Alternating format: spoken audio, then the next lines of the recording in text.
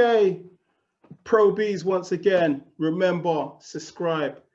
And I'm delighted to be joined by world title challenger, middleweight, Liam Williams. How are you?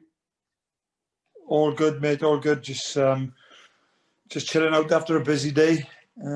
Just had my little girl and that, so she kept me active all day. Just can't wait to just have a lie down now, to be honest. I'm shattered. I've got to say, Happy New Year. I think we haven't spoken since last year. And I've seen you on IG already back to work, you know, getting ready for a monstrous, hopefully, 2021. Yeah, mate, definitely. I've been back in the gym a couple of weeks now, working hard. Obviously, just getting some good news as well that they've got 2 weeks or whatever to get the final deal in place for the Andrade fight. Personally, I think I'm not going to end up fighting Andrade. I think that he'll probably vacate and I'll maybe fight Munguia. But who knows? That's just my view of it, you know. But either way, I'm back in the gym working hard and just looking forward to, you know, getting that date set now. I suppose in some way, you know, at least, you know, this year it's definitely going to happen. What you just said, you know, they've reordered the fight between you and Andrade. He'll probably vacate, but now you can say, hold on, I'm getting my world title shot this year. All focus on that. Yeah, to be honest with you, it doesn't matter to me. Whoever it is, I just want to try and get my chance and prove that I'm worthy, you know. So whoever it is, Munguia or Andrade, I can't wait. I'm excited. It's been going on for a long time between you and Andrade. I mean, how frustrating has it been? You know, you've had your eyes set on him for a while, and he just is not playing ball, as you were saying. Yeah, it's a bit of a joke, and he shouldn't have been able to hold me off as long as he have, really. But you know what do you do? So just keep taking over, and as I said, I'm hoping it's going to come soon enough now. To be honest, I'm kind of past the Andrade fight. I'm kind of just sick to death of it. I can't even be asked to fight him anymore. I'd rather fight Munguia. It's a better fight anyway for the fans. You know, it would be an action-packed fight. So I think that's probably going to be the one, to be honest. I've got to say, you know, when you fought Atlantis Fox and the way that you dismantled Fox sent a big statement out there. I think probably that might be the reason why, you know, they ain't want the smoke. Yeah, because obviously Fox fought Andrade. They went to a points decision, didn't they? And I believe Fox had a pretty bad injury as well, and he was nearly he'd done his shoulder. He's fighting him one hand.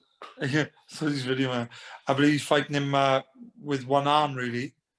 So obviously the way I went in and done a number on him obviously sends out a bit of a message, doesn't it? And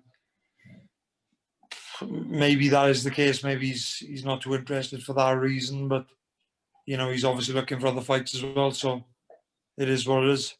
As long as I get my chance, I couldn't care less. How do you think Andrade potentially, if he does fight Billy Joe, how do you think he gets on? I think it's a good matchup. Well, it's a technical matchup. It's a close matchup, I think. To be honest with you, I wouldn't be overly keen to see it. I think it'd be a bit of a boring fight, the game of chess, to be honest with you. But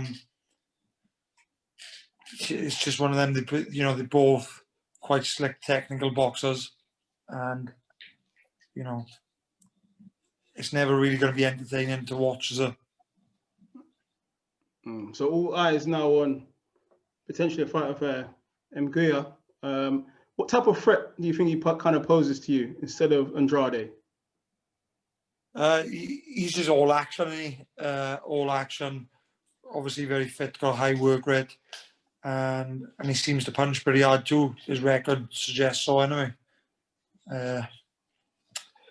Yeah, just, I think it's actually a harder fight than Andrade in different ways, you know. But yeah, I think that's the harder fight. But I just think it'd be a better one for the fans, and it's the one I would like. Definitely. Did you not think of, maybe, I know you want your world title shot, but instead of, waiting for that, did you not think of like, defending your British title a bit more before vacating? Nah, to be honest with you, excuse me, to be honest with you, last time, I probably shouldn't have defended it last time, but it was a good thing that I held on to it because, it forced someone to fight me, got me a decent little paycheck, and more important than all is it kept me active. So I do believe I'm well past that British level now, and you probably wouldn't see me fight for a British title again. I see. You was chasing Andrade, and Denzel Bentley's chasing yourself. I mean, it's crazy how things work out. Denzel Bentley's just giving the brother. He's talking the talk, but when it comes to the crunch, he don't want none. He don't want none of this. How do you think he got on against Mark Heffron? I mean, spectacular victory at the end of last year. Yeah, but not to blow my own trumpet, but to be honest with you, I think when I beat Mark Heffron and finished him, he's never been the same since, and that's my honest opinion. He looks he's gun shy. He's changed. He's not as good. So it's, nothing really impressed me by him beating a ruined Mark Heffron. That's my personal opinion. All this talk of fights for this year, I did see Chris Eubank Jr. saying that, look, you can get it as a warm-up fight. I mean, how did you kind of feel about that? I know you weren't best pleased. Well, I've never really liked Eubank anyway, regardless of that, but it's just, he's obviously just saying that to get under people's skin and trying to, that's the way he goes about his business. But I've been saying I'd like to fight him for a long time, but, he's never had any interest whatsoever. So he's obviously just saying it's going to be a warm-up for people to get pissed off and, get his name circling again. But I personally think I'll smash him, and he don't want the fight. Yeah, you kind of seem kind of like really fed up with this chasing thing now with fights. Now you just like, you want to fight or not, let's do it. Otherwise, I'm not going to be, running people down anymore. I kind of sense that from you. It's a bit of a joke, to be honest with you, mate. It's like the best names in the division should be fighting each other. I understand there's obviously different organizations and all this, but if you're the best in the WBO, for instance, you should be fighting number two. You shouldn't be able to avoid them and stuff. It's just fight them or you give up. Simple as that. But there's too many allowances these days, and they're getting, they're allowed to have extra time so they can do a voluntary, and they make unifications and all this kind of stuff. But I just think it's stupid that number one fights number two. Simple as that. That's what Suleiman was kind of saying about the franchise title, that it was to avoid, mandatory fights. Yeah, it's just, again, I just think obviously it's a business just as much as a sport, and everybody knows that who's involved. But if I was in some of the people's positions, then I wouldn't mind their working the way it is. But with the position I'm finding myself in, then it's just a bit of a ball ache for me. So Liam, I need to ask you about, your former gym mate, Kell Brook, also as well. Talk of one last roll of the dice against Amir Khan. Imagine that. I think he beats Khan. I'm pretty confident he beats Khan, but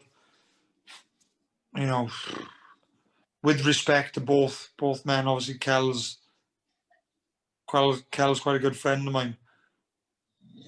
I think the ship has sailed, to be honest with you, with that fight.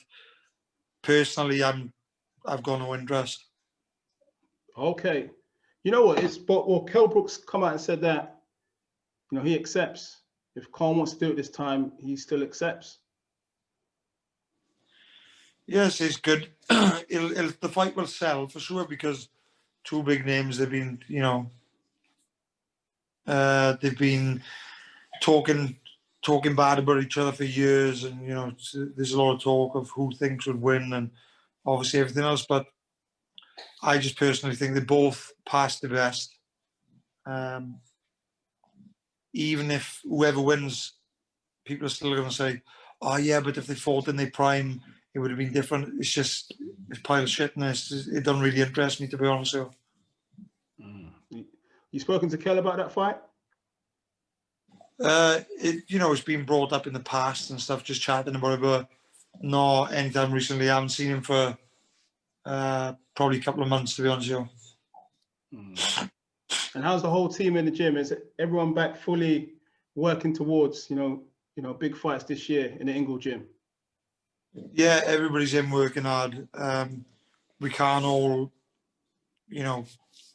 be in too close to each other and everyone in at the same time and all that. There has to be some rules, but I have seen everybody, and everybody's training hard. So big year for the gym. Everybody involved. And it seems like Kid Galahad as well will probably have to wait for his rematch with Josh Warrington as well. So kind of like a similar situation, a waiting game for him also. Yeah, we are in similar situations, to be honest. I was talking to him about it last week, and it's just like, it is what it is. What do you do? But it is frustrating, don't get me wrong. Now, I remember when I came up to the Galapad, I mean, we were talking about the same thing, and it's crazy how nothing's changed since, He's still waiting, you're still waiting. But hopefully, look, this year, the Ingle gym will, have the opportunity, the fighters in that gym. Yeah, 100%. I believe, I would say by halfway through this year, you probably have two world champions, WBO and IBF titles in the Ingle gym. So very exciting times.